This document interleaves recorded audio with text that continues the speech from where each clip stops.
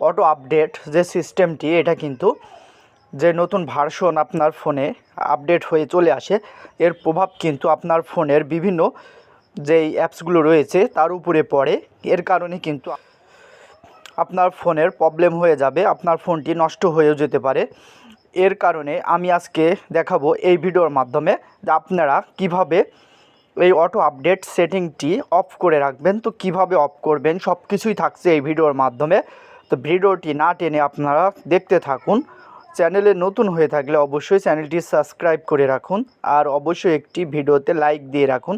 তো চলুন আমরা দেখে নিই কীভাবে আপনারা এই সিস্টেম বা অটো আপডেট যে সিস্টেমটি রয়েছে এটা কিভাবে অফ করে রাখবেন।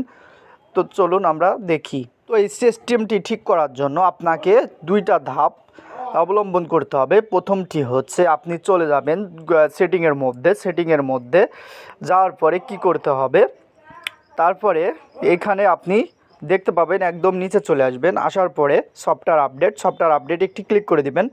তারপরে কি করবেন, এইখানে কর্নারে দেখতে পাবেন সেটিং আইকন রয়েছে।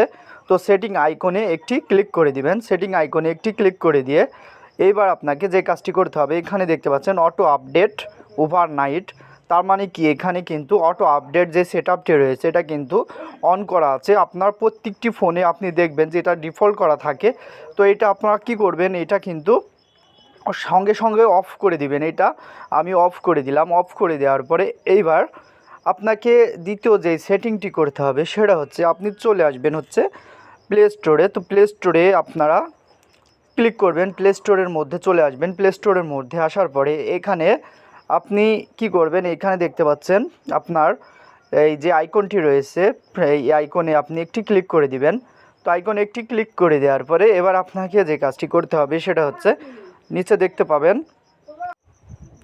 এরপরে দেখতে পাবেন এই যে সেটিং অপশন রয়েছে, সেটিংয়ে একটি ক্লিক করে দিবেন। সেটিংয়ে একটি ক্লিক করে দেওয়ার পরে এবার আপনি দেখতে পাবেন নেটওয়ার্ক পারফরমেন্সেস। তো এইটাতে একটি ক্লিক করে দিবেন। এখানে একটি ক্লিক করে দেওয়ার পরে এবার আপনাকে যে কাজটি করতে হবে, এখানে দেখতে পাচ্ছেন অটো আপডেট অ্যাপস, এই অটো আপডেট অ্যাপসে একটি ক্লিক করে দিবেন।